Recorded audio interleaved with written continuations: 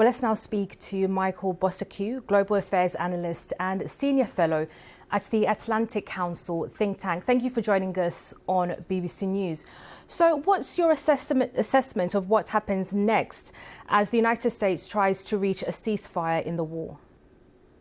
Sure. Well, as I wrote in the New York Times a few hours ago, the onus is now clearly on Russia to accept or refuse the ceasefire and, demonstrate to the world who is the true barrier to peace. But they don't show any signs of doing that. And my fear is that this will morph itself into even more of a frozen conflict. What was missing from Mr. Trump's comments in the past few hours is what happened to his statement that if Russia does not give concessions, and it doesn't seem to be leaning into that, will he arm Ukraine to the teeth, as he promised, with the full might of the United States?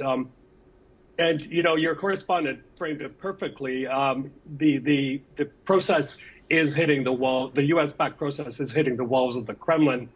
That also raises the question, might the best interlocutor be in Riyadh or in Ankara, Turkey or Saudi Arabia, rather than the United States? Because this doesn't seem to be going very far at the moment. And of course, Donald Trump has said it's his mission to end this war. He calls himself a peacemaker.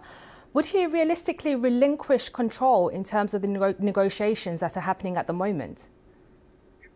He may, and I'll tell you why. I think this is becoming very toxic for him for a couple of reasons. Number one, he has had zero foreign affairs wins since being inaugurated in January.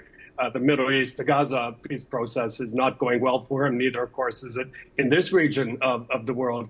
And the other thing is, I think, with the disastrous way things are going economically for him at home, probably his base wants him to focus more on that because they don't understand, it seems to me, what, the continuation of this conflict could mean for the globe. And there's no way he can marshal the resources or the political will, rather to, for example, take participation in the coalition they're winning. So it's a very complicated situation for a man who calls himself the master of the art of the deal.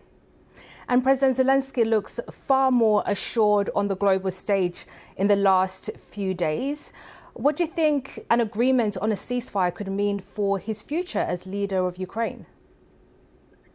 Well, I'll tell you, the clock is ticking. What I mean by that is I'm very, very worried about the state of the economy in Ukraine. So he is under pressure to get this agreement and bring some sort of normality back to Ukraine.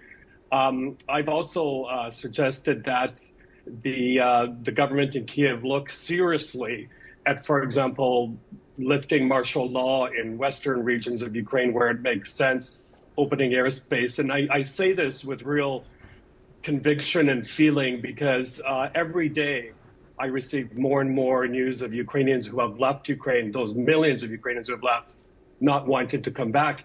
And the other thing quickly is that, the government and chambers of commerce may say Ukraine is open for business, but who's going to actually work there? So this is also pushing Mr. Zelensky to the wall in a certain respect. So there is a lot of pressure to somehow find a way to create kind of spaces of normality in Ukraine so the economy can bounce back too. Michael Bossacu from the Atlantic Council, thank you for joining us on BBC News. Thank you.